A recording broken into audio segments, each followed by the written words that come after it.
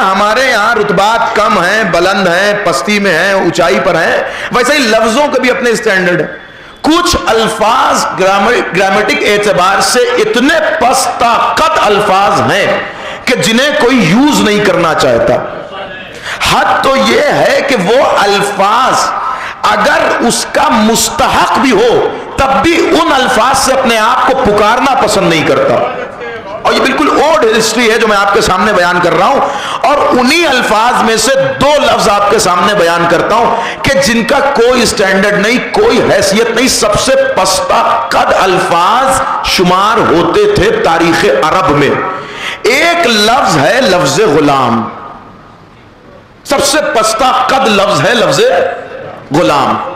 اور ایک لفظ ہے لفظ کنیز، یہ بھی سب سے پستہ قد لفظ ہے، یعنی اس کا اپنا ذاتی کوئی اسٹینڈرڈ نہیں. حد یہ ہے کہ غلام کو بھی اگر غلام کہہ دیجئے تو اسے برا لگ جائے گا.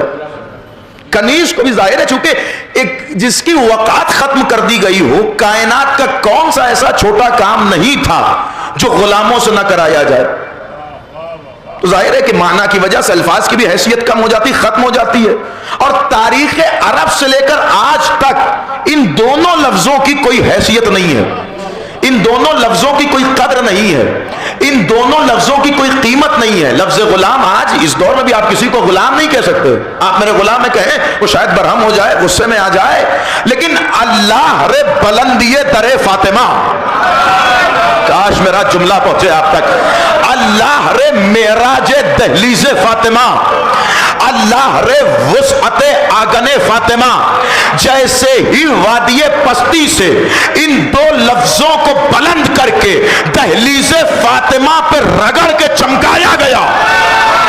غور کیجئے گا، جیسے ہی ان دو پسترین لفظوں کو، لفظ غلام کو اور لفظ کنیز کو پستیوں کی وادی سے نکال کر آگن فاطمہ کا راہی بنایا گیا، فضائل فاطمہ کے سمندر میں غوطہ زن کیا گیا، اور پھر ان دو لفظوں کو جب فاطمہ کے آگن میں بلند کر کے دو لفظ بنائے گئے، ایک لفظ بنا غلام علی، یا علی یا علی، ایک لفظ بنا غلام علی اور ایک لفظ بنا کنیز فاطمہ. وہ دو لفظ کی جن کی کوئی حیثیت نہیں تھی، لیکن یہی دو لفظوں نے ان